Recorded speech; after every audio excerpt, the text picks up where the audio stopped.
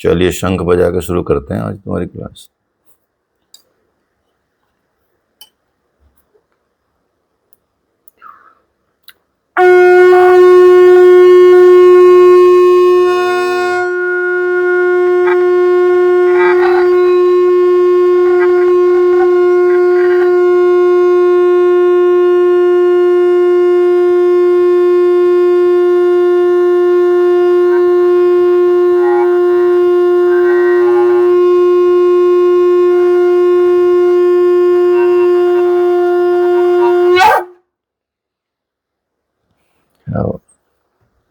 हरिओम।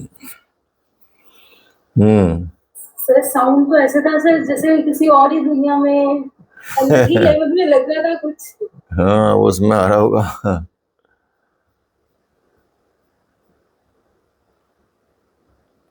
ठीक है, आज शंख ही मंत्र हो गया।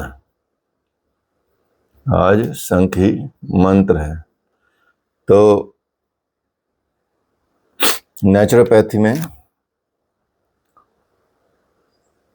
यही बताया गया कि पहले जो शुरुआत में मतलब प्रारंभिक रूप से औषधि चिकित्सा नहीं हुआ करती थी ज़्यादा, लोग व्रत को ही, उपवास को ही सबसे महत्वपूर्ण मान लेते थे और रोगों का अचूक इलाज कर लेते थे। तो यहीं से नेचुरोपैथी का कह सकते हैं कि बात हुई। बीच में ये विलुप्त हो गई पद्धति, बाद में फिर इसको पश्चिमी देशों में इसको पुनर्जीवित किया गया।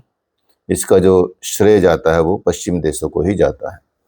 अब यहाँ कुछ लोगों के, कुछ जो पश्चिमी विद्वान थे उनके विषय में थोड़ा सा जानेंगे।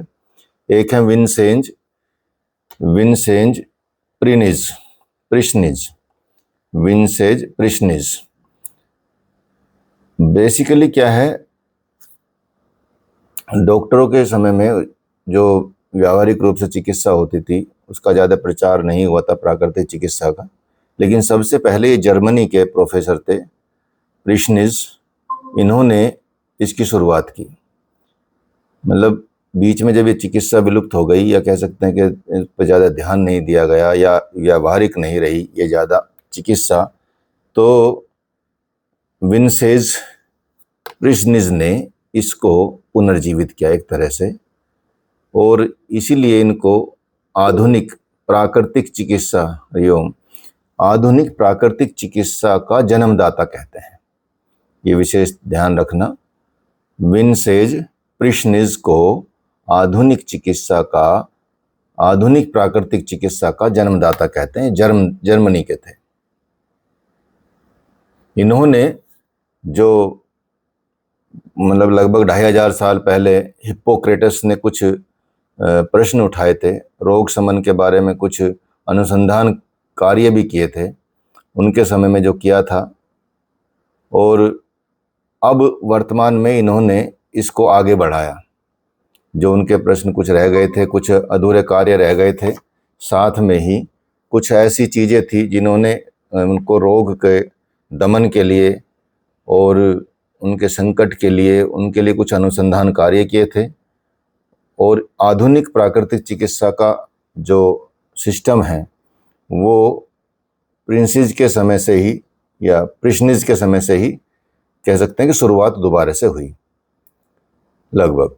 तो ये 100 साल पहले की बात है। अब इसके बाद आता है, क्योंकि इन्होंने तो शुरुआत कर दी, क्योंकि मतलब ये विश्व लेवल पे, इसलिए कई बार बताया चुका हूँ कि ये प्राकृतिक चिकित्सा इंटरनेशनली लेवल पे बहुत पॉपुलर है।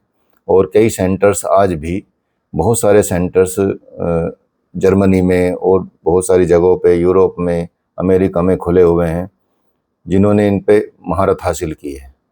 तो फादर सेबेस्टियन नीप एक हुए हैं, फादर सेबेस्टियन नीप। उन्होंने प्राकृतिक चिकित्सा के ये बहुत अच्छे, कह सकते हैं उपासक मान लीजिए इनको। ये चर्च में फादर थे, जो पादरी होते हैं, और इन्होंने कंप्लीटली पूरे जोश और खरोश से, लगन से प्राकृतिक चिकित्सा का प्रचार किया अपने पूरे सिस्टम में। ये क्या करते थे, ये बेसिकली जल चिकित्सा के साथ साथ कुछ जड़ी बूटियों का भी प्रयोग करते थे। जैसे जल में कुछ डाल देना, आपने देखा होगा जो पहले स्नान करते थे, और कई आप, क्योंकि वैसे तो पढ़ा होगा, नहीं तो कई फिल्मों में भी दिखाया गया है जैसे कुछ रानियां थी और कुछ राजा थे, वो कैसे स्नान करते थे, उनका जो टब होता था या बाथ प्लेस होता था, उसमें जड़ी बूटियां होती थी, पानी के अंदर गुलाब होता था, दूध होता था, हनी होता था। ठीक है। आज भी जब आप देखेंगे अभिषेक कराते हैं, जब मूर्तियों का, देवताओं का अभिषेक कराते हैं, तो उस अभिषेक में आप देखेंगे क्या क्या चीज़ें प्रयोग की जाती हैं। जल तो प्रयोग किया जाता है, हल्दी प्रयोग की जाती है, और रबिंग के लिए, स्क्रबिंग के लिए शक्कर प्रयोग की जाती है। ठीक है। घृत प्रयोग किया जाता है, दुग्ध तो प्रयोग किया जाता ही है। इसके साथ साथ उसमें देखेंगे आप दही प्रयोग में होती है, घी प्रयोग में लाया जाता है। ऐसा स्नान जब आप सबने देखा ही होगा अपने घरों में, जब किसी ने रुद्राभिषेक कराया हो, या ऐसे ही जब नवरात्र आते हैं तो देवी का अभिषेक होता है, तो ऐसी चीज़ों से अभिषेक कराया जाता है। फिर उनको सब सजाया जाता है, चंदन लेप किया जाता है, ये सब चीज़ें की जाती हैं। तो ये जल के साथ साथ ये क्या करते थे, जड़ी बूटियों की चिकित्सा, ये पक्षधर थे इस बात के कि भाई हाँ, पानी के साथ साथ कुछ जड़ी बूटियों को मिला लिया जाए तो आपको बहुत अच्छा लगेगा। तो ये इन्होंने अपना एक स्वास्थ्य गृह बनाया और उसका लगभग 45 वर्ष तक उसको चलाया अपने यहाँ, और काफ़ी सफलता भी हासिल की। यहाँ तक कि आप देखेंगे आज भी इनके नाम से नीप इंस्टीट्यूट या नीप सेंटर्स, नेचुरोपैथ सेंटर्स, या फादर सेबेस्टियन नीप नेचुरोपैथ सेंटर्स काफ़ी खुले हुए हैं जर्मनी में, आज भी वो चल रहे हैं। तो इनके नाम से कई संस्थाएं आज भी कार्य में लगी हुई हैं, और इनके सदस्य भी काफ़ी जुड़े हुए हैं, लगभग 50,000 के आसपास इनके मेंबर्स भी हैं जर्मनी में। तो इस तरह से इस चिकित्सा को इन्होंने काफ़ी आगे बढ़ाया। इन्होंने एक किताब भी लिखी है, माई वाटर क्योर, जो काफ़ी पढ़ी जाती है। पानी से कैसे चिकित्सा, पानी तो कम्प्लीटली अपने आप में औषधि है, पानी से बहुत चिकित्सा हो जाती है। ठीक है। और ये आप फील भी करते हैं रोज़मर्रा के जीवन में, यदि आप रोज़ थके हुए हैं तो थोड़ा स्नान कर लेंगे तो आपको बड़ा शांति मिलेगी, थकावट दूर हो जाएगी, आपका हेडेक दूर हो जाएगा, आपका बॉडी एक भी दूर हो सकता है यदि कोई ज़्यादा बीमारी ना हो, स्ट्रेस दूर हो जाता है। यहाँ तक कि आप भूख बढ़ जाती है, नहाते ही आप नहाएंगे तो भूख बढ़ जाएगी। और नहाने की भी विधियाँ हैं अलग, कैसे स्नान किया जाए। ठीक है। पहले आपने देखा होगा काफ़ी मल के नहाते थे लोग, नल के सामने बैठ के। गांव में आज भी देखेंगे काफ़ी अच्छे से, मतलब मसाज करते थे पूरा नहाते। उससे पहले तो ऑयल मसाज होती, उसके बाद वो वैसे थेरेपी करते थे अपनी। तो ऐसी सेल्फ चिकित्सा और सेल्फ थेरेपी और सेल्फ मसाज की भी टेक्निक कुछ लोगों ने डेवलप की है।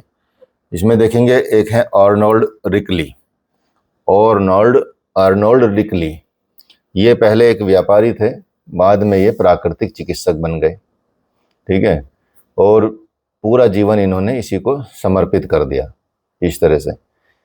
ऑस्ट्रिया के थे ये रहने वाले, और इन्होंने धूप और वायु का एक सेंटर बनाया, सैनिटोरियम बनाया, जिसमें धूप और वायु से इन्होंने चिकित्सा की शुरुआत की 1848 के आसपास। तो इन्होंने वहाँ पे ऐसा चिकित्सा का एक सेंटर बनाया, और फिर अपने ढंग से इन्होंने प्राकृतिक चिकित्सा का एक पूरा बिल्डिंग बना दी, भवन बना दिया, जिसे बहुत सारे चिकित्सकों ने बाद में उसी सेंटर को देख के अलग उनकी नकल की, और उनको देख देख के ऐसे बिल्डिंग बनाई। आप देख सकते हैं आज भी जिन घरों में धूप नहीं आती, जिन घरों में अंधेरा रहता है, आजकल के तो घर ऐसे ही बने होते हैं, फ्लैट सिस्टम ऐसा ही है। और घर आप देखेंगे यहाँ तो सब चिपक के बनते हैं, एक दीवार के साथ दूसरी दीवार लगा देते हैं, बस एक हिस्सा सामने का जहाँ से एंट्री करते हैं, जहाँ से प्रवेश करते हैं, वही खुला होता है, और पीछे सब अंधेरा होता है। बिजली के प्रकाश उसमें रहता है, कई मतलब ज़्यादातर तो फिर बिजली बचत की वजह से बहुत कम प्रकाश रखते हैं, लाइट रखते हैं। तो यदि जिस घर में हवा ना जाती हो, जिस घर में धूप ना जाती हो, जिस घर में प्राकृतिक रोशनी ना आती हो, ठीक है, आप देखेंगे उस घर में नेगेटिविटी ज़्यादा रहती है।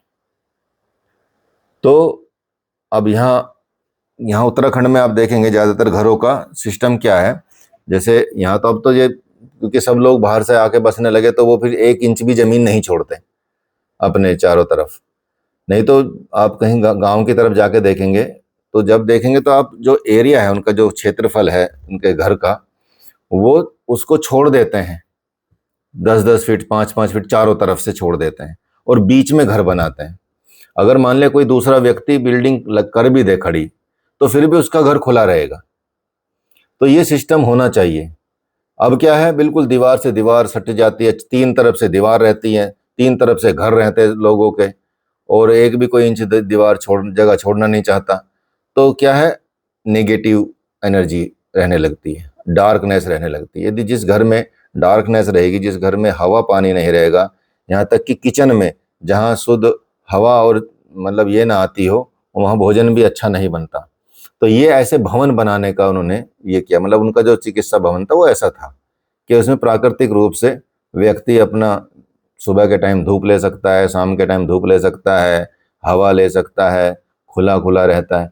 तो ऐसे ही घर ज़्यादा अच्छे होते हैं।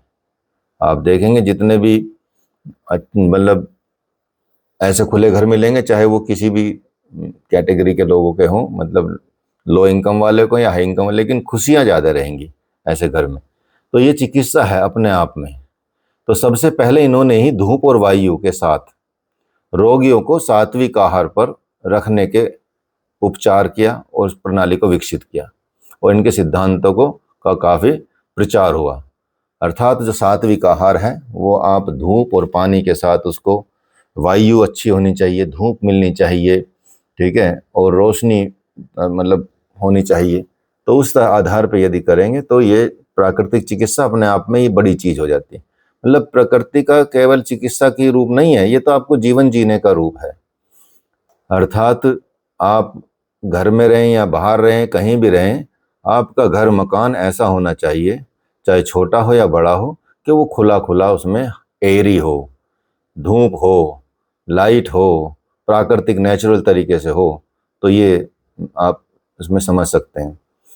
तो ये देखेंगे कि लुई कूने एक और नए मतलब एक और हुए हैं जो प्राकृतिक चिकित्सा के बहुत बड़े विद्वान हुए हैं। प्राकृतिक चिकित्सा में जल चिकित्सा को इन्होंने दोबारा से डेवलप किया, पुनर्जीवित कह सकते हैं, पुनर्जीवित करना।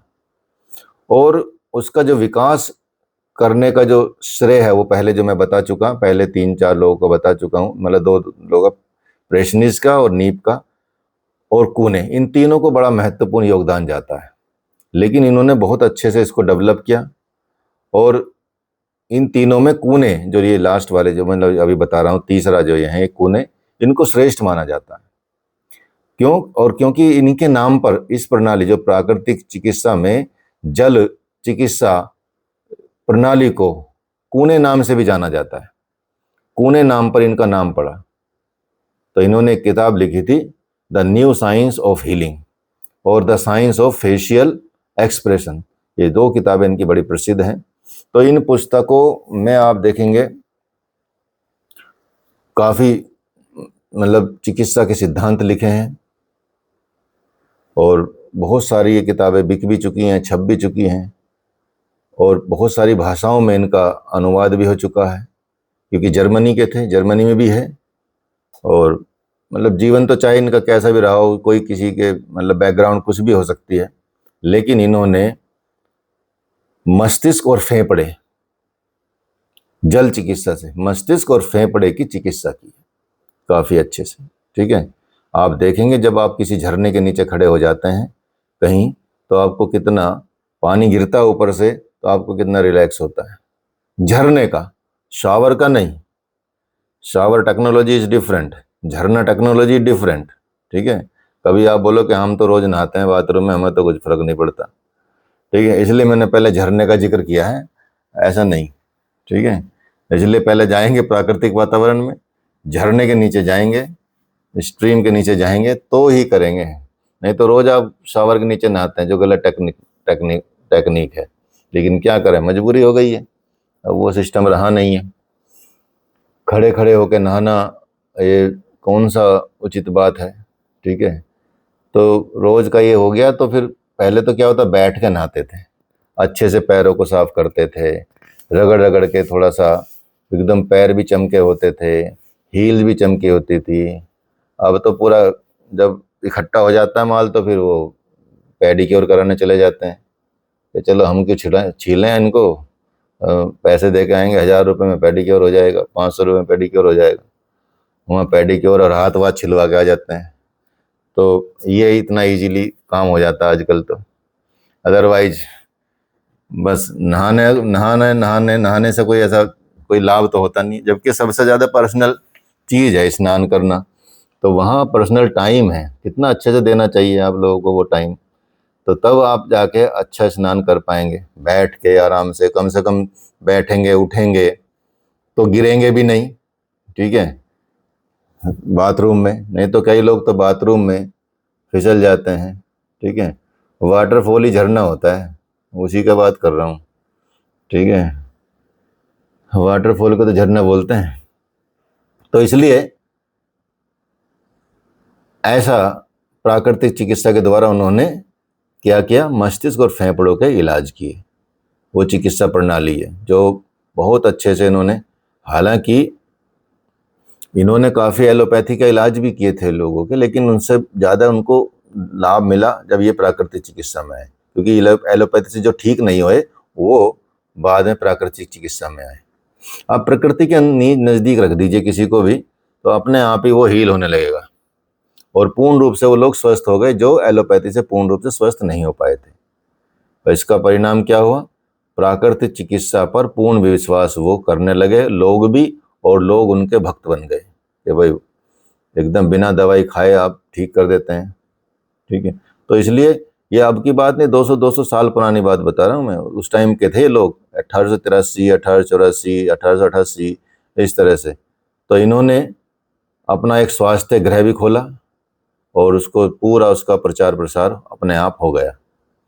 फिर एक हुए हैं Adolf just, Adolf just, just Adolf या एडोल्फ जस्ट, ठीक है। तो ये प्राकृतिक चिकित्सा बनने से पहले ये भी क्या थे, एलोपैथिक चिकित्सक थे, अमेरिका के थे ये। और प्राकृतिक चिकित्सकों में से एक थे ये जो प्राकृतिक चिकित्सा के सिद्धांतों के विरुद्ध जाकर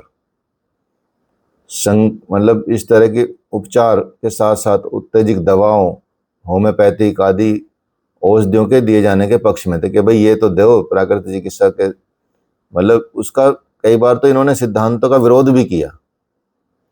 लेकिन बाद में ये उनके प्राकृतिक चिकित्सा के बड़े मतलब वो बन गए, प्रशंसक बन गए और उन्होंने इसको अपनाया कंप्लीटली। तो इस तरह से उनकी ख्याति विश्व भर में हुई। फिर उन्होंने किताबें लिखी, the philosophy and the practice of natural therapeutic, ऐसी किताब लिखी। एरिया डायग्नोसिस नाम की किताब लिखी, ठीक है। इस तरह से उन्होंने ये किताबें लिखी और जो एलोपैथी के पक्षधर थे, जो होम्योपैथी के पक्षधर थे, जो उत्तेजक दवाओं देने के पक्षधर थे, प्राकृतिक चिकित्सा के साथ साथ इन्होंने उसको बंद किया और धीरे धीरे आगे इन्होंने इसका प्रचार प्रसार किया। तो इस तरह से प्राकृतिक चिकित्सा का प्रचार प्रसार हुआ। प्राकृतिक चिकित्सा ने इसलिए क्योंकि बहुत बिना कष्ट के, बिना ज़्यादा खर्च के और प्राकृतिक तरीके से लोगों को हील किया, तो प्राकृतिक चिकित्सा ने बहुत कम टाइम में ही काफ़ी प्रोग्रेस कर ली, काफ़ी उन्नति कर ली। और आज जो लोग हैं आप देखेंगे इसको मानने वाले बहुत हो गए हैं, बहुत लोग इसको मानने लगे हैं और ज़्यादातर अपने रोगों की चिकित्सा इस प्रणाली से करने लगे हैं। हालांकि भारत में अभी इतना ये विकसित नहीं है। कहने का मतलब ये है कि लोगों को तुरंत इलाज चाहिए ना, शीघ्र चाहिए उनको। अभी वेट नहीं कर सकते, काम बढ़े हुए हैं, कोई 10 दिन की छुट्टी लेके नहीं आ सकता, कोई 5 दिन की भी छुट्टी नहीं लेके आ सकता, 15 दिन की तो बहुत बड़ी बात है। तो इसलिए ये इसका ज़्यादा लाभ लोग नहीं ले पा रहे हैं।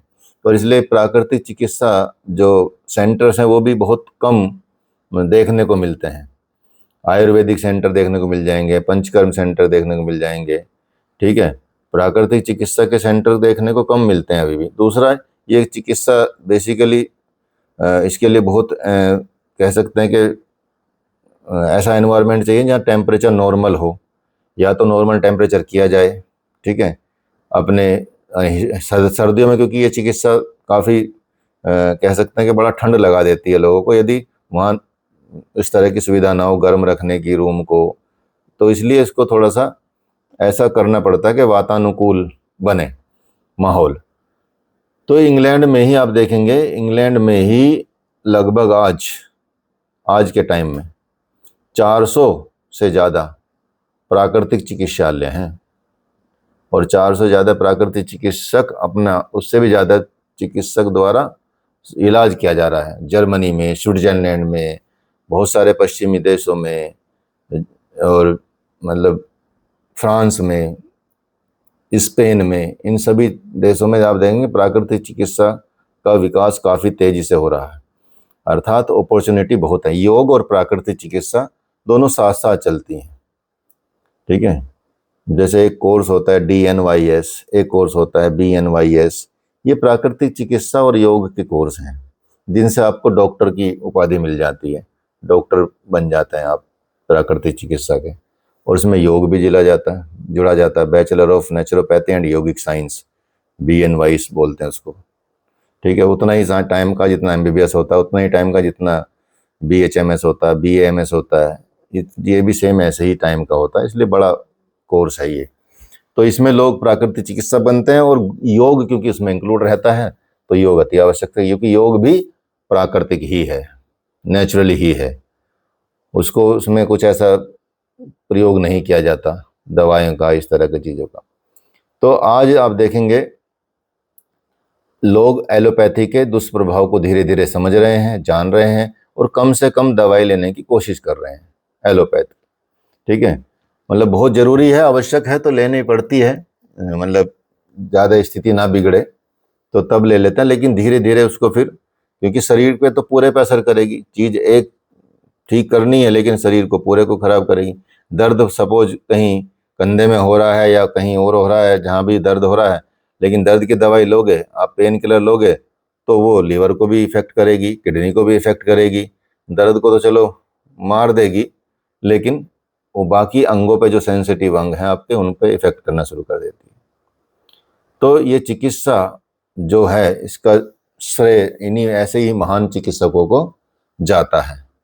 और इन्होंने उस वक्त, क्योंकि जब कोई चिकित्सा डेवलप होती है तो विरोध भी होते हैं, तो इनके विरोधों को भी सहा है, कठिनाइयों को भी झेला है, प्रचार प्रसार को भी झेला है। मतलब इस तरह के जो प्रचार प्रसार करने में उनको कठिनाई आई है, उनको सबने इसको झेला है, ठीक है। फिर एक दो और आपको बताते हैं, जैसे हैरी बेंजामिन है, हैरी बेंजामिन थे। इनका जन्म लंदन में हुआ था 1896 ईस्वी में। लंदन में 1896 ईस्वी में इनका जन्म हुआ। तो इनकी आंखें जो थी बचपन में ही खराब हो गई थी, और जैसे जैसे उम्र बढ़ती गई आंखें और खराब होती गई। बाद में इन्होंने एक पुस्तक लिखी, पुस्तक का नाम था, हिंदी में यदि पढ़ा जाए तो चश्मे बगैर पूर्ण दृष्टि, पढ़ी। और उसके द्वारा, मतलब इन्होंने किताब पढ़ी, ये लिखी तो किसी और ने थी, वेट्स ने लिखी थी, वेट्स, डॉक्टर वेट्स थे, उन्होंने लिखी थी ये। तो चश्मे बगैर पूर्ण दृष्टि, ऐसा ये अंग्रेजी का मतलब रूपांतरण है। उन्होंने किताब पढ़ी, और पढ़ के उस किताब को फॉलो करके अपनी आंखें पूर्ण रूप से ठीक कर ली। ये आप नोट भी कर सकते हो, खरीद मंगा भी सकते हो अगर कहीं मिल जाए तो, ठीक है। चश्मे बगैर पूर्ण दृष्टि, इसको अंग्रेजी में कन्वर्ट कर लेना। इतने तो अंग्रेज हैं ही हम लोग कि कम से कम छोटी छोटी सेंटेंस बना सकें, ठीक है। तो आप देखेंगे उससे ही इन्होंने पूरी आंखों को ठीक कर लिया, और 1929 में हेल्थ फॉर ऑल नामक एक पत्रिका में इन्होंने काम करना शुरू किया। ऐसे ही हुए हैं Stanley leaf, doctor Stanley leaf. ये लंदन से 50 किलोमीटर दूर रहते थे, और किसी गांव में रहते थे, और इन्होंने एक बहुत बड़ा प्राकृतिक चिकित्सालय खोला, लाइफ्स नेचर क्योर रिजॉर्ट नाम से। तो इन्होंने एक बड़ा प्राकृतिक चिकित्सालय खोला जिसका नाम रखा इन्होंने लाइफ्स नेचर क्योर रिजॉर्ट। और इन्होंने किताब भी लिखी, diet reform simplified and how to feed children from infancy onward. बचपन से कैसे बच्चों को खिलाया जाए, डाइट क्या दी जाए, ठीक है, प्राकृतिक रूप से कैसे डाइट का ध्यान रखा जाए। और इसी तरह से लंदन में काफ़ी प्रगति की इनके नेतृत्व में, प्राकृतिक चिकित्सा के में काफ़ी ज़्यादा मतलब प्रोग्रेस की। ऐसे ही एक हुए हैं ऑर्नल्ड हेहरेट, प्रोफेसर। इनका जन्म जर्मनी में हुआ था। बाद में ये अमेरिका चले गए, तो अमेरिका में इन्होंने ये काम किया प्राकृतिक चिकित्सा का। इनकी जो मुख्य पद्धति थी प्रोफेसर अर्नहोल्ड की जो प्राकृतिक चिकित्सा में जो मुख्य था फलाहार और उपवास। इन्होंने उस पर रिसर्च की, फलाहार और उपवास मतलब व्रत पे और फलाहार खाने पे, ठीक है। तो इन्होंने रेशनल फास्टिंग नाम से किताब लिखी और म्यूकसलेस डाइट हीलिंग सिस्टम नाम से इन्होंने कुछ पुस्तकें लिखी। तो ये पुस्तकें जो दिखाती हैं कि नेचुरोपैथ से मनुष्य कितनी आराम से ठीक हो सकता है। आपको बताया ही है पहले कि व्रत तो बहुत सारी बीमारियों का इलाज हो जाता है। वीक में एक बार बिना कुछ खाए सिर्फ पानी पे व्रत रखना चाहिए हमको, ठीक है, वाटर पे। तो आपका जो 7 दिन का डिसबैलेंस है वो ठीक हो जाता है। एक दिन अपना लें कि हमको पानी ही पीना है, रात के 12 बजे के बाद पानी पीना और अगले सुबह 7 बजे तक आपको पानी पीना। शिकंजी पी के फिर अगले नेक्स्ट डे 24-36 घंटे के बाद व्रत तोड़ें, ठीक है। तो इस तरह से काफ़ी टाइम 30-35 घंटे हो जाते हैं। तो उस बात तो ऐसे ही अमेरिका के एक महान चिकित्सक हुए हैं जो आहार विशेषज्ञ भी थे। उनका नाम है J.H. केलॉग ऐसे हुए हैं जो अमेरिका के थे और बड़े चिकित्सक हुए हैं, डाइट स्पेशलिस्ट हुए हैं। इन्होंने क्या किया, मालिश की क्रिया, धूप चिकित्सा, ऐसे विषयों पे इन्होंने काम किया कि हम मालिश अपने शरीर की कैसे करें। बहुत सारे विषय पे इन्होंने लिखा, ठीक है। ये अलग कई संस्थाओं में अलग अलग जगहों पे डायरेक्टर भी रहे हैं। तो इनके बहुत सारे आविष्कार भी हुए हैं, जैसे विद्युत ज्योति स्नान, इलेक्ट्रिक लाइट बाथ। तो यदि मान लिया सनलाइट नहीं मिल रही है तो फिर इलेक्ट्रिक लाइट से भी आप स्नान कर सकते हैं। उस तरह की टेक्निक लगाई, जैसे कलरफुल चीज़ें होती हैं, कलरफुल लाइटें होती हैं, उनसे आपका मूड चेंज होता है, ठीक है। और इसका प्रयोग कहाँ किया जाता है, जैसे कलरफुल लाइट का आजकल चिकित्सा के रूप में तो चलो यहाँ नहीं होता है, लेकिन जो बार होते हैं मुंबई में आप देखेंगे जो डिस्को होते हैं, ठीक है, डिस्क बार, वहाँ पे सब ऐसे बैठे रहते हैं, वहाँ पे इन लाइटों का प्रयोग होता है। आप सोचो कौन डार्क में कौन सी लाइट दिखेगी, क्या हो दिखेगा सब, ताकि अच्छा आनंद आए। अगर वहाँ सफ़ेद सफ़ेद लाइट जला देंगे तो सब उठ के भाग जाएंगे, ठीक है, क्योंकि सबको एक दूसरे की शक्ल भी दिख जाएगी। अब उसे एक दूसरे की शक्ल भी कम दिखती है ऐसी जगह पे, तो थोड़ा झेल भी लेते हैं एक दूसरे को कि चलो कम दिख रहे हो तो झेल भी लेंगे। तो ऐसे करके वो थोड़ा सा ये ऐसा चलता है। आप सोचो, तो जिसका मतलब ये कह सकते हैं हॉस्पिटल्स में भी, बड़े बड़े हॉस्पिटल में उन्होंने प्रयोग किया इस लाइट को, और इस तरह की लाइट से जो पेशेंट्स थे उनको हील करने की कोशिश की कि कौन सी लाइट उनको हील कर रही है। फिर उन्होंने ऐसा ही कोई एक बहुत अच्छा सा सैनिटोरियम बनाया जिसमें इस तरह की चीज़ों का प्रयोग किया गया, और साथ में इन्होंने जल चिकित्सा, आहार चिकित्सा, शल्य चिकित्सा, स्वेडिश मूवमेंट, विद्युत चिकित्सा, ऐसे रोगों का उपचार किया। ऐसी चिकित्साओं को इन्होंने खोजा। The new dietetics, rational hydrotherapy और home handbook of hygiene and medicine, ये 2 किताबें इनकी बहुत मुख्य हैं। क्या है, the new dietetics, rational hydrotherapy, और दूसरी किताब है home handbook of hygiene and medicine.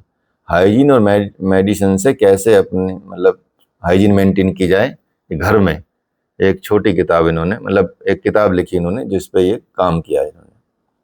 तो इसलिए यहाँ पे आप देखेंगे कि सारे जितने भी विद्वान बड़े बड़े हैं, यहाँ भारत का विद्वान जल्दी से कोई नहीं आया, यहाँ महात्मा गांधी को ही मान लिया जाता है बेसिकली। तो इसलिए यहाँ पे इतना डेवलप नहीं हो पाया प्राकृतिक चिकित्सा। ये विश्व प्रसिद्ध चिकित्सा है जो विदेशों में डेवलप हुई ज़्यादा, और फिर आप इसमें प्रगति कर सकते हैं। और अभी तो हालांकि बहुत ज़्यादा यहाँ कोर्सेज शुरू हो गए हैं, प्राकृतिक चिकित्सा सेंटर धीरे धीरे खुल रहे हैं, लोग चिकित्सक बन रहे हैं, ठीक है। हालांकि फिर भी आप देखोगे कि जो चाहे प्राकृतिक चिकित्सक हो, जैसे BNYS कोर्स हो गया, चाहे आपका BMS हो गया जो उसका आयुर्वेद का है, और चाहे वो आपका BHMS हो गया जो होम्योपैथी का है, यूनानी का है, कोई भी कोर्स है, तो उनको फिर भी 6 महीने ट्रेनिंग एलोपैथी की दी जाती है ताकि मुसीबत पड़े तो संभाल लें थोड़ी देर के लिए सिचुएशन। तो इस तरह से उनको ट्रेनिंग फिर भी दी जाती है। थॉट्स इसमें वही रहता है, बेसिकली सिस्टम एलोपैथी जैसा ही सिखाते हैं। तो अगर प्राकृतिक चिकित्सा कंप्लीटली उस तरह से उस आधार पे कर दी जाए, सिखा दी जाए, तो फिर बहुत अच्छा हो जाएगा। ये प्राकृतिक चिकित्सा यहाँ तो आम बात है, क्योंकि यहाँ तो इसलिए भी शायद डेवलप हुई हो क्योंकि यहाँ गाँव में प्राकृतिक रूप से ही लोग रहते थे, तो यहाँ बहुत ज़्यादा आवश्यकता नहीं थी। अब तो गांव में भी RO का वाटर पहुंच गया है, गांव में भी गैस पहुंच गई है, गांव में भी टीवी पहुंच गए हैं, ठीक है, मोबाइल पहुंच गए हैं, गांव में भी टावर्स लग गई हैं। गांव भी अब शहर, बस वहाँ की सड़कें वड़कें थोड़ा हो सकता है ऐसी हो, लेकिन जीवन स्तर ऐसा ही हो गया है गाँव का भी। तो वहाँ भी प्राकृतिक वातावरण नहीं रहा, वहाँ भी सब्जियाँ हाइब्रिड हो गई हैं, लोगों के केमिकल के उगाने वाली सब्जियाँ हो गई हैं। किसान बस अपना खेत थोड़ा सा अपने खाने के लिए कई बार उगा लेते हैं, नहीं तो सारा केमिकलाइज सिस्टम हो गया है। तो प्राकृतिक रूप से रहा नहीं कुछ भी। तो भारत में प्राकृतिक चिकित्सा का इतिहास भी वैसे तो बहुत पुराना है, देखने में आता है। क्यों देखने में आता है? क्योंकि आप देखेंगे हम भारतवर्ष में, हमारे यहाँ परंपरा थी तीर्थ स्थानों पर घूमने की, ठीक है।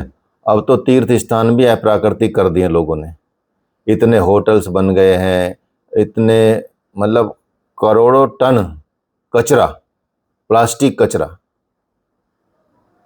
चिप्स के पैकेट से लेके बोतल, प्लास्टिक की बोतल से लेके मैगी के पैकेट से लेके, क्या कचरा नहीं फैलता वहाँ पे, आप सोच के हैरान हो जाएंगे। देख लेंगे ना तो आपकी रूह कांप जाएगी, ठीक है। किसी किसी की कांपेगी जो करता नहीं है। कभी सोचो सबकी कांपती, सबको तो नॉर्मल लगता है कि हाँ ठीक है, पड़ा है तो कोई बात नहीं। तो जिनमें थोड़ी जागृति होगी, चेतना होगी उसकी, नहीं तो वो भी सब दूषित हो गए हैं सारे। नदियाँ दूषित हो गई हैं, नदियों में सारा कचरा बहा देते हैं। आप देखेंगे हर शॉप पे, हर उस पे, एक सेकंड होल्ड कीजिएगा,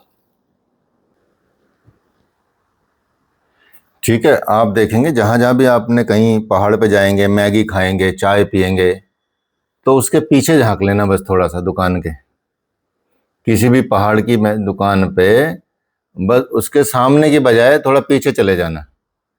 तो जो वो कूड़ा है वो कहीं फेंकते नहीं है, कहीं लेके नहीं जाते कि भाई हाँ ये, वो पीछे डाल देते हैं, पहाड़ के पीछे डाल देता है, वो सीधा चला जाता है।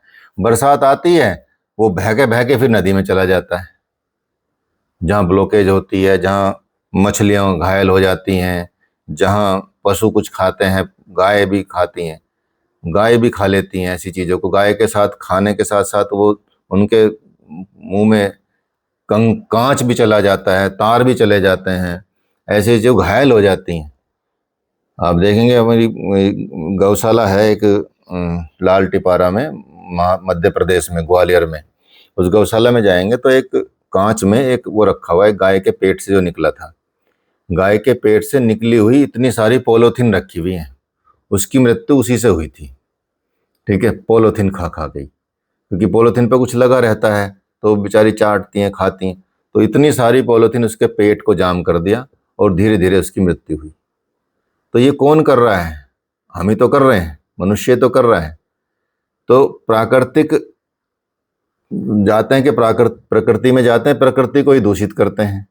तो यदि थोड़ी सी भी चेतना आ जाए, थोड़ी सी अवेयरनेस आ जाए, तो फेंकने की क्रिया, ये चलो कुछ सोसाइटीज होती हैं या कुछ ऐसे म्यूनिसिपल कॉरपोरेशन होते हैं जो उनको सिस्टम कर देती हैं, लेकिन हम तो सड़क पे फेंकते हैं।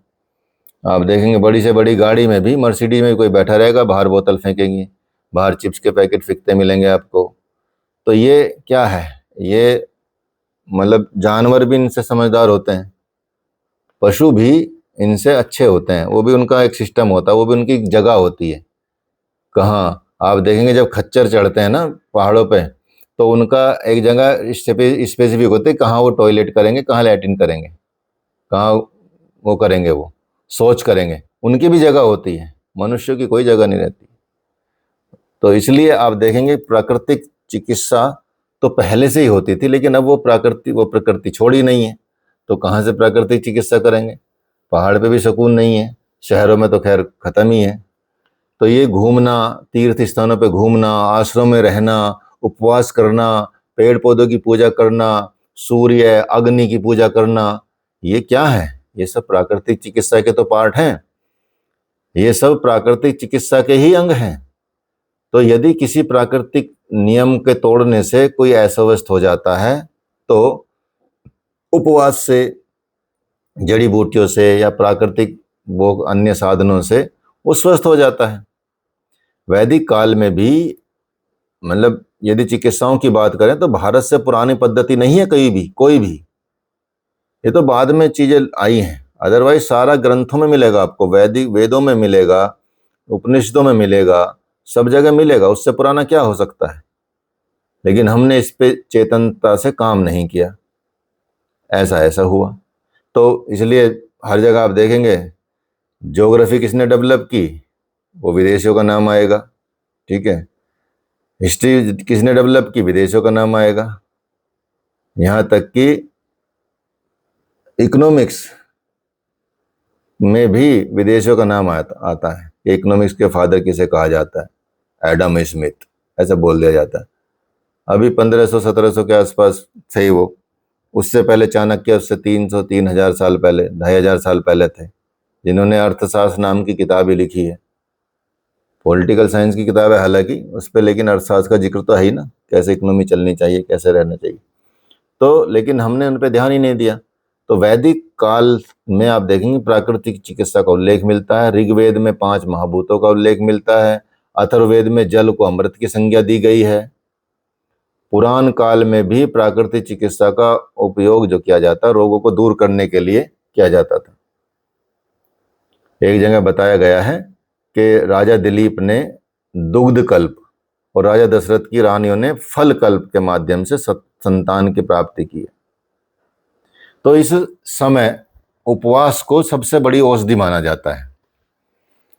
मतलब उस समय भी, अब अगर ये आज भी देखा जाए तो वो बहुत बड़ी औषधि। इस पे तो आविष्कार भी, मतलब नोबेल भी मिला है, जिसको आप ऑटोफैगी बोलते हैं, व्रत रखने पर नोबेल मिला है साइंटिस्टों को। उन्होंने बताया कि भाई यदि आप व्रत रखते हैं, 36 घंटे पानी ही पीते हैं, खाना कुछ नहीं खाते, तो आपकी जो कैंसर सेल्स हैं, उन सेल्स को बाकी सेल खत्म कर देती हैं, वो खत्म हो जाती हैं, वो जीवित नहीं बचती, वो सब खा जाती हैं उन सेल्स को भी, तो वो खत्म हो जाती हैं। ऐसा व्रत का महत्व बताया, इस पे अब नोबेल प्राइज मिला। प्राचीन काल में पहले से ही था व्रत, कब से है सोचिए। तो उपवास को भी बहुत बड़ी औषधि माना जाता था। कई बौद्ध ग्रंथों में भी भगवान बुद्ध ने मिट्टी की चिकित्सा की बात की है, उसके संकेत मिलते हैं। सिंधु घाटी सभ्यता और मोहनजोदड़ो सभ्यता एक ही है हालांकि, ठीक है। सिंधु घाटी सभ्यता का एक शहर था मोहनजोदड़ो, ठीक है। ऐसे बहुत सारे शहर थे, रावी नदी के किनारे, सिंधु नदी के किनारे, हड़प्पा, मोहनजोदड़ो, जुदिरजोदड़ो, सुतकांगेंडोर, कालीबंगन, ठीक है, लोथल, ये सब मोहनजोदड़ो सिंधु घाटी सभ्यता के शहर माने जाते हैं। तो इन सभ्यताओं में जल चिकित्सा की बात की गई। आप देखिए मोहनजोदड़ो में, आप यदि पढ़ेंगे, यदि इतिहास आपने पढ़ा होगा थोड़ा भी, तो मोहनजोदड़ो में महास्नानागार मिला है, ग्रेट बाथ ऑफ मोहनजोदड़ो। मतलब ऐसा एक स्नान, बड़ा स्नान घर बनाया हुआ था जिसमें मतलब कह सकते हैं उस शहर के लोग या गांव के लोग या उस जगह के लोग, क्योंकि शहरी व्यवस्था थी, वैसे तो सिटी व्यवस्था थी। हाँ हाँ, वो ठीक है, लेकिन उस जगह का नाम बता रहा हूँ मैं, उस जगह पे माउंट ऑफ डेड तो ठीक है, ठीक है, लेकिन जो उसमें मिला है, इतना बड़ा सभागार मिला है कि आज उसको हैरानी से देखते हैं, ठीक है।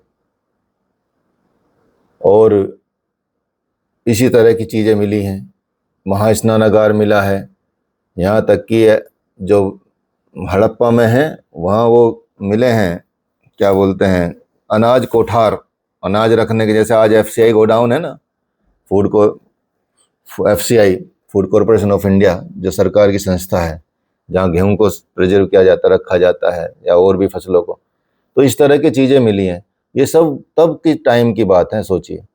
तो उस टाइम पे भी सर्वसुलभ स्नानागार मिलते थे, बड़े बड़े स्नानागार मिलते थे, ठंडे गर्म पानी के स्नानागार थे। तो इनसे पता चलता है कि 350 ईसा पूर्व से भी ऊपर, हड़प्पा सभ्यता तो और भी ऊपर है, वो तो 2500 ईसा पूर्व से भी आगे है, 2700 ईसा पूर्व से लेकर 1750 ईसा पूर्व तक उसको माना जाता है। तो ये जल चिकित्सा बड़ा महत्वपूर्ण स्थान रखती थी। तो भारत में आप देखेंगे, भारत में प्राकृतिक चिकित्सा का जो जिक्र आता है वो बहुत सारे प्राचीन ग्रंथों में मिलता है, जिससे ये अनुमान लगाया जा सकता है कि ये पद्धति हमारे देश में सर्वप्रथम उपयोग में लाई गई थी, लेकिन बाद में धीरे धीरे धीरे धीरे हमारे देश से विलुप्त हो गई, लुप्त प्राय हो गई। और भारत में पुनः प्राकृतिक चिकित्सा का आरंभ किसने किया? लुई कूने की एक प्रसिद्ध पुस्तक की वजह से ये भारतीय भाषा में जब अनुवाद हुआ तो दोबारा से आई, न्यू साइंस ऑफ हीलिंग नाम से इसको किया गया, ठीक है। तो न्यू साइंस ऑफ हीलिंग नाम से इसको किया गया। लाइट चली गई है तो अभी तो ऐसे ही सुनना पड़ेगा आपको, अभी ये भी चली जाएगी जो दिख रहा है यहाँ पे।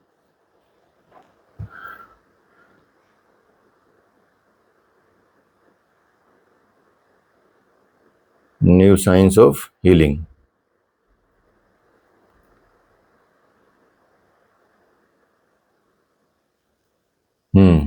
इसलिए मैंने पहले ही जला लिया अब, लेकिन यहाँ रखने का तो है। हाँ, आवाज आ रही है? ठीक है। न्यू साइंस ऑफ, हाँ लाइट चली गई है लेकिन हमारे पास है इंतजाम, इंटरनेट का भी और लाइट का भी, ठीक है। वीडियो में भी दिख जाएंगे, वीडियो में भी आ रहा है, थोड़ा सा डिजाइन दूसरा रहेगा लेकिन वही चीज रहेगी, ठीक है। तो वर्तमान में आप देखेंगे, वर्तमान शताब्दी में प्राकृतिक चिकित्सा को एक नया जीवन जो दिया है वो बेसिकली उसका श्रेय जाता है महात्मा गांधी जी को। महात्मा गांधी ने, उन्हें भारत का पहला प्राकृतिक चिकित्सक कहा जाता है। राष्ट्रपिता महात्मा गांधी भी इस चिकित्सा पद्धति के वो अनुयायी थे, उसको मानते थे। और उन्होंने जो एडोल्फ जुस्ट की किताब रिटर्न टू द नेचर पढ़ी, उसके पढ़कर वो उससे प्रभावित हुए काफ़ी, और इस पद्धति को उन्होंने अच्छे से अध्ययन किया और अपनाया भी। सबसे पहले उन्होंने अपने ऊपर किया ये प्रयोग, और फिर अपने परिजनों पे, आश्रम के लोगों पे प्रयोग किए। इस तरह से उन्होंने ये निष्कर्ष निकाला कि भारतीयों की स्वास्थ्य के लिए, उसके संवर्धन के लिए ये चिकित्सा पद्धति सर्वाधिक उपयुक्त है और सबसे अच्छी पद्धति है। और फिर बहुत सारे लोगों ने इसका प्रचार प्रसार भी किया, जैसे कृष्ण स्वरूप, ये उत्तर प्रदेश के यहीं के बिजनौर के निवासी थे। इन्होंने लुई कूने की पुस्तक पढ़ी थी, new science of healing, Hindi, इसका हिंदी में भी अनुवाद किया इसको, और उर्दू में अनुवाद किया और इनके कई मतलब पब्लिश किया, इन्होंने कई संस्करण को छपवाया और ये बहुत अच्छे प्रसिद्ध चिकित्सक हुए। ऐसे विनोबा भावे हुए, महात्मा गांधी के आध्यात्मिक उत्तराधिकारी उनको कह सकते हैं, विनोबा भावे को। प्राकृतिक चिकित्सा जीवन और उसके शिक्षण के लिए इन्होंने बहुत ज्यादा काम किया और पूर्ण रूप से समर्पित रहे। ये इन्होंने गीता का प्रवचन भी किया, राम नाम का चिंतन भी किया और उसको प्राकृतिक चिकित्सा से जोड़ा, प्राकृतिक जीवन से जोड़ा, क्योंकि मूल आदर्श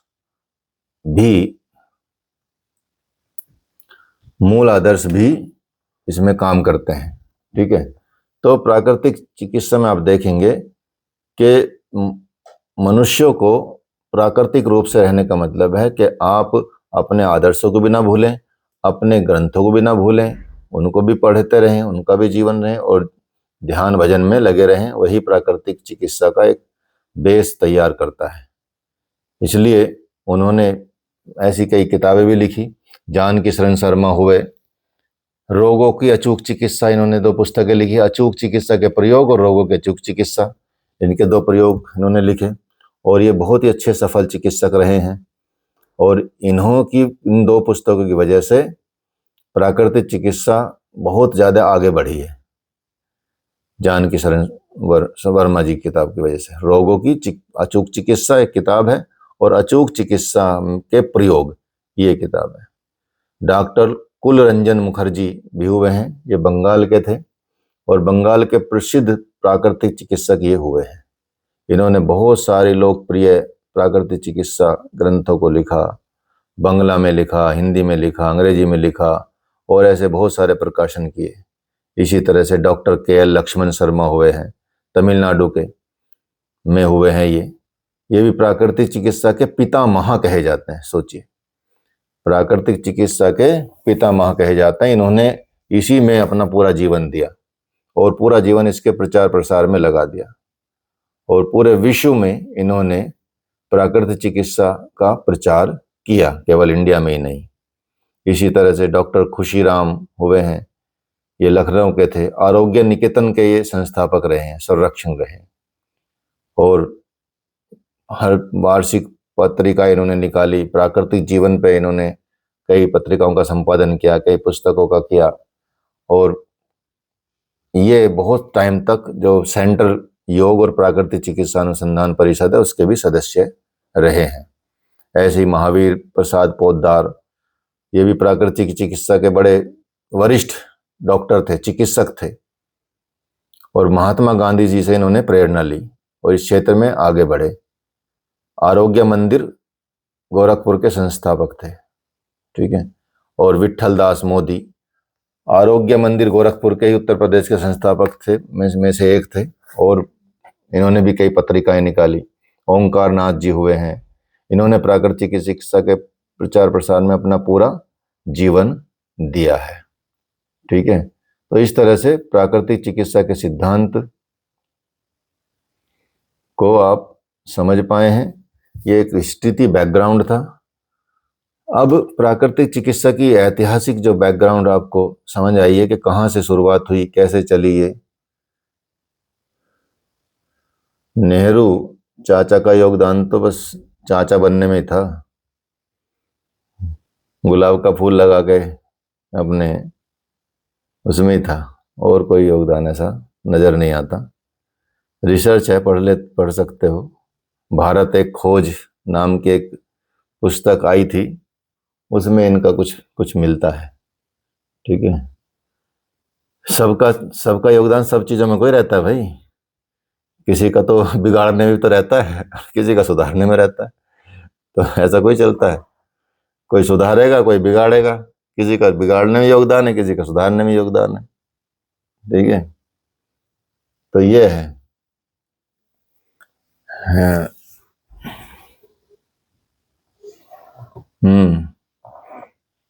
इतिहास क्यों पढ़ रहे हो? यहाँ माउंटबेटन योजना और ये योजना है क्या है, कहाँ से ला रहे हो? ठीक है, तो प्राकृतिक जीवन शैली की अवधारणा आप समझेंगे यहाँ पे। अब प्राकृतिक जीवन शैली की जो कंसेप्ट है, ये तो आप खुद भी जानते ही हैं, समझते भी हैं कि हम प्राकृतिक जीवन को कैसे अप्लाई करें अपने ऊपर, कैसे माने इसको। प्राकृतिक चिकित्सा कहाँ आधारित है, पहले समझ चुके हैं आप, पंच महाभूतों पर आधारित चिकित्सा है, जिसमें आकाश, वायु, अग्नि, जल, पृथ्वी, इन तत्वों के द्वारा चिकित्सा की जाती है। और इन तत्वों के द्वारा चिकित्सा करके क्या क्या कौन से तापों को अंत किया जाता है, आदि दैविक, आदि भौतिक, आध्यात्मिक तापों को संतुलित किया जाता है। ये क्योंकि ये केवल एक चिकित्सा ही नहीं है, आप समझें इसको, ये चिकित्सा तो है ही, मतलब मान के चले, लेकिन केवल वहां नहीं कि चिकित्सा मात्र पे ठहर गई ये बात, ये बेसिकली जीवन शैली है। जैसे एलोपैथी को आप जीवन शैली नहीं मान सकते, होम्योपैथी को आप जीवन शैली नहीं मान सकते, ठीक है। आयुर्वेद को कुछ हद तक जीवन शैली मान सकते हैं, लेकिन ऐसे कोई कि दवाई पे निर्भर हो जाएं। हाँ, लेकिन प्राकृतिक चिकित्सा को तो आप, योग को, प्राकृतिक चिकित्सा को तो आप जीवन शैली मान सकते हैं। जीवन जीने की कला है ये बेसिकली। यदि हम इसके अनुसार अपना जीवन यापन करें तो आप देखेंगे शरीर में रोग होने की संभावना ही खत्म हो जाती है, रोग हो गए ही नहीं। और यदि रोग हो भी जाएं तो प्राकृतिक जीवन को अपनाकर आप रोग मुक्त हो सकते हैं, रोग से मुक्ति पा सकते हैं। इसी तरह से आप देखेंगे, इसलिए इसका नाम प्राकृतिक चिकित्सा दिया गया। तो हम यहाँ पे आप देखेंगे कि हम, मतलब आखिर रोगी क्यों होते हैं, हमारे अंदर रोग क्यों आते हैं, इस पे ध्यान दिया जाना अति आवश्यक है। हमारे रोगों का होने का कारण, क्योंकि हम सबसे पहले क्या करते हैं, प्रकृति के नियमों का और सिद्धांतों का उल्लंघन करते हैं, इसीलिए हमको रोग होते हैं। हम समय से खाते नहीं, हम समय से पीते नहीं, हम समय से जागते नहीं, हम समय से सोते नहीं, हम समय से व्यायाम नहीं करते, हम समय से स्वाध्याय नहीं करते, हम समय से पूजा पाठ नहीं करते, हम कुछ भी करते रहते हैं। आजकल तो ऐसे हो गए हैं कि मतलब जैसे बकरा बकरी चरते रहते हैं ना पूरे दिन, इंसान का सिस्टम ऐसा हो गया, बकरा और बकरी बस चरते रहते हैं ना, तो ऐसा हो गया। आप देखेंगे ना, बकरी को जब भी आप कुछ हरी घास देंगे तो वो तुरंत खा लेगी, चाहे वो कुछ खा के आई हो अभी, और थोड़ी देर में वो उसको निकाल भी देगी, आप देखेंगे। तो इस तरह से एक कहानी है, किसी राजा ने ये घोषणा की कि भाई ऐसा है कि जो बकरी को, ये बकरी है, इसको मैं जब भी हरी घास खिलाऊं और ये ना खाए, अगर किसी ने इसको ऐसा कर दिया तो मैं उसको इनाम दूंगा, या कोई भी बकरी को, कि मैं उसको मुंह मांगा इनाम दूंगा। अब सब ने प्रयास किया, 2 महीने का, 1 महीने का टाइम देता हूं आपको, 1 महीने में इसको ट्रेनिंग दे दो कि ना खाए। अब सब ने कोशिश की, जैसे ही वो खाए, उसे खिला खिला के पेट भर दिया, उसका पेट भर दिया, फुल कर दिया उसको, और फिर घास लेके आए उसके आगे, बरसीम और हरी हरी चीज, तो तुरंत फिर खाने लगी। ठीक है, सब हैरान कि यार ये तो खा के भी खा रही है, क्या चक्कर है। इंसान तो ऐसे ही हो गया ना, खा के भी पहले खाना खा लेगा और फिर बोलेगा कि चलो तू कुछ मीठा हो जाए, अब मीठा हो जाए तो फिर चलो आइसक्रीम खा के आ जाते हैं, और फिर चलो आइसक्रीम खा ली तो थोड़ा चाय बना लो अब थोड़ी कॉफी बना लो, और यदि किसी के यहाँ मेहमान चले गए तुम लोग, तो बस फिर तो तुमको छोड़ेंगे नहीं। अगर आपको वो पसंद करते हैं तो, नहीं पसंद करते हैं तो आपके सामने बहुत कम माल रखेंगे, ठीक है ताकि आप जल्दी से निकलो पतली गली से। तो ऐसी उस बकरी की कहानी में आया, तो एक बंदा आया जी कि जी मैं कर दूंगा ऐसा काम, ये खाएगी नहीं। मैं कहा अच्छा, कि ठीक है कर कर। उन्होंने कहा जी मुझे टाइम दो फिर 1 महीने का, मुझे भी दो, कि ठीक है जा, 1 महीने का टाइम तुझे भी दिया। अब वो 1 महीने के बाद उस बकरी को लेके आया। अब बकरी को लेके आया तो बकरी को सामने राजा ने हरी हरी घास खिलाने की कोशिश की। अब बकरी तो ने मुंह फेर लिया, नहीं मैं तो नहीं खाऊंगी। तो उसने कहा कि खिला के लाया बकरी को कुछ? उन्होंने कहा हाँ खिला के तो मैं दोपहर खिलाया था इसको, अब तो मैंने नहीं खिलाया, इसको तो हो गया 2-3 घंटे खाए हुए। तो फिर क्यों नहीं खा रही? मैं कहा पता नहीं जी क्यों नहीं खा रही। मैं कहा बता क्या रीजन है? कि देखो खिला के देखो। अब वो घास उसके आगे करे, वो खाए ना। और वो हैरान। राजा ने बोला ठीक है भाई, तुमने तो शर्त जीत ली है, लेकिन अब इसका रहस्य तो बता। क्योंकि जी मैंने कुछ नहीं किया है, मैंने 1 महीने से इसको जब भी हरी घास दूं तो मैं चांटा मारता था इसको। जैसी हरी घास पकड़ा मैं चांटा। रोज मैंने कम से कम 2 मतलब पूरे पूरे दिन यही प्रैक्टिस की इसका। हरी घास दिखाते ही दे चांटा, हरी घास दिखाते दे चांटा। जैसे ही खाने के लिए आए दे चांटा। तो बस समझो कि मैंने ये ऐसा काम किया है इसके साथ। अब ये इतनी डर गई है कि जैसी हरी घास हो गई खाएगी नहीं, क्योंकि इसको पता चांटा लगेगा। ठीक है, जो साइकोलॉजी वाले सिद्धांत आपने पढ़े होंगे मनोविज्ञान में, ठीक है, वही इन्होंने वो काम किया उस पर। अब बकरी ने हरी घास खाई नहीं। तो ऐसे हो गए हैं हम घास खाने वाले। ठीक है, देखो लाइट भी आ गई इसी बात पे। अच्छी बात करने से लाइट आ जाती है कई बार। ठीक है। तो इस तरह से आप इसमें प्राकृतिक सिद्धांतों को देखेंगे हमने, क्योंकि प्राकृतिक सिद्धांतों का उल्लंघन करने शुरू कर दिए, उनको हम भूल गए, उनका मतलब सिस्टम खराब हो गया, तो इसलिए हम बीमार होने लगे। अब अपनी भूल को सुधारने का नियम लगाओ, या जो जो हमने गलतियां की हैं उनको सुधार लो, तो आप पहली पूर्व अवस्था में आ जाओगे, अर्थात सुख भोगने लगोगे। जैसे नियम तोड़ोगे कि चलो खाने से पहले गोलगप्पे ही खाते हैं, टिक्की समोसे ही खा के आ जाते हैं, आके खा लेंगे थोड़ा, ठीक है, वहां पहले खा के आ गए पूरा पाव भाजी टिक्की समोसे, फिर घर में भी आके खा रहे हैं।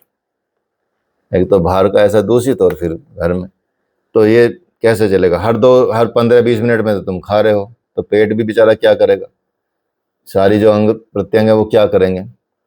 तो प्राकृतिक चिकित्सा हमें ऐसे ही नियमों का ज्ञान कराती है, जिस ज्ञान से कोई चिकित्सा पद्धति ऐसा ज्ञान नहीं कराती। वो तो बस दवाई दे देती है, लो भैया ये है तकलीफ, ये लो खा लो, ये तकलीफ है ये खा लो, अच्छा ये है। अंग्रेजी डॉक्टर में तो ये है तो ये कि आप वो लक्षणों के आधार पर देते हैं। अच्छा नाक भी चल रही है, हाँ जी नाक भी चल रही है। सिर में दर्द है, हाँ सिर में दर्द है। गला भी दर्द है, हाँ गला भी दर्द है। अच्छा खांसी भी है थोड़ी, हाँ खांसी भी है। अच्छा लैट्रिन कैसी आ रही है, कि जी ऐसी आ रही है, कि अच्छा सर सारी दवाई लिख दो। अब 15-20 दवाई आपको पकड़ा देंगे, ये इस टाइम पे लेनी है।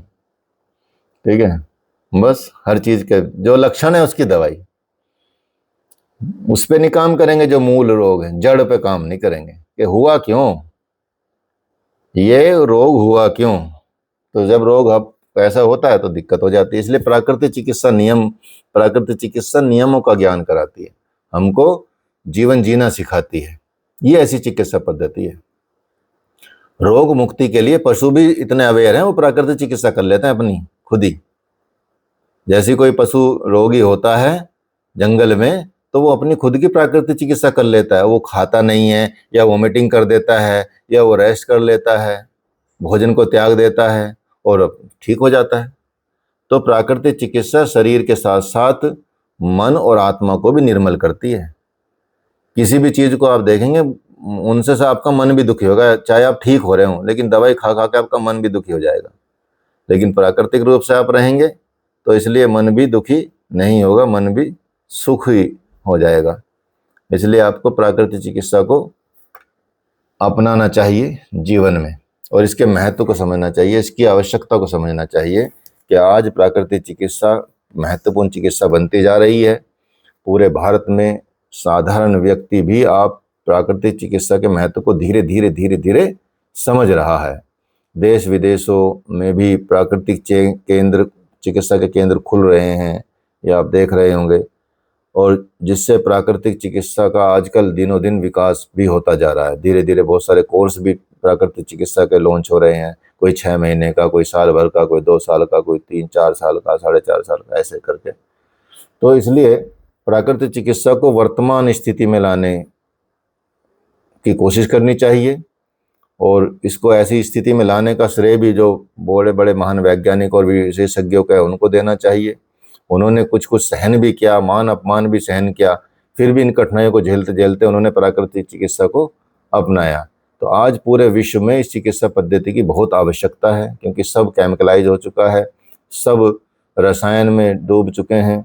इसलिए विशेष रूप से तो भारत तो एकदम प्राकृतिक देश है कंप्लीटली, इतना प्राकृतिक है आप सोच भी नहीं सकते। भारत पूरे विश्व में लगभग ये मान के चाहिए 16 प्रकार के मौसम पाए जाते हैं।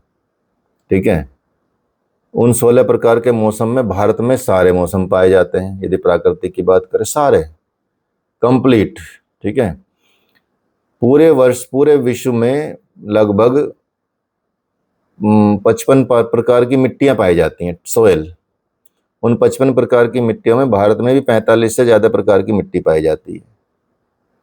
मौसम भी देख लीजिए, सनलाइट भी देख लीजिए, बारिश भी देख लीजिए, सब चीजें प्राकृतिक रूप से यहाँ मिलती हैं। वनस्पतियां भी बहुत मिलती हैं। तो इसलिए आप इससे प्रकृति के साथ जुड़कर स्वस्थ रह सकते हैं। ये जीवन जीने की कला है, इसको अपना सकते हैं आप, अच्छी कला है। प्रकृति के पथ पर चलें, प्रकृति को संजोएं, संवारें, संरक्षण करें और दूसरे लोगों से भी बचाने का प्रयास करें। तो जितना आप इतने समझदार बनते जाएंगे तो आप धीरे धीरे बीमार भी पड़ना बंद कर देंगे और आसपास के लोग भी स्वस्थ होने शुरू हो जाएंगे। यदि आपने प्राकृतिक चिकित्सा को अपना लिया तो मनुष्य स्वस्थ रहता है, निरोगी रहता है, दीर्घायु रहता है, बीमार नहीं पड़ता। सरल भी है चिकित्सा, आसान भी है और आसानी से सुलभ भी है। और लोगों को इनसे दूर जाने के बजाय इनकी तरफ लाना चाहिए, प्रकृति की ओर लौटो वाली बात होनी चाहिए। और आज समझ भी रहे लोग के जो बाकी चीज़ों से तो बहुत सारे दुष्प्रभाव देखने को मिलते हैं। ठीक है, हम विरोध किसी का नहीं करेंगे, लेकिन समझेंगे कि हमको वो चीज़ें लेनी ना पड़े। ठीक है, तो इसलिए इन चीज़ों से आप स्वस्थ रह सकते हैं। ये है आज के समाचार, समाप्त हुए। ठीक है, नेक्स्ट क्लास में आपको कुछ रिलेटेड योग और प्राकृतिक चिकित्सा से संबंधित चीज़ें बताएंगे। जो आपके सिलेबस में वो तो हैं ही, उसके साथ साथ चीज़ें और चलाएंगे।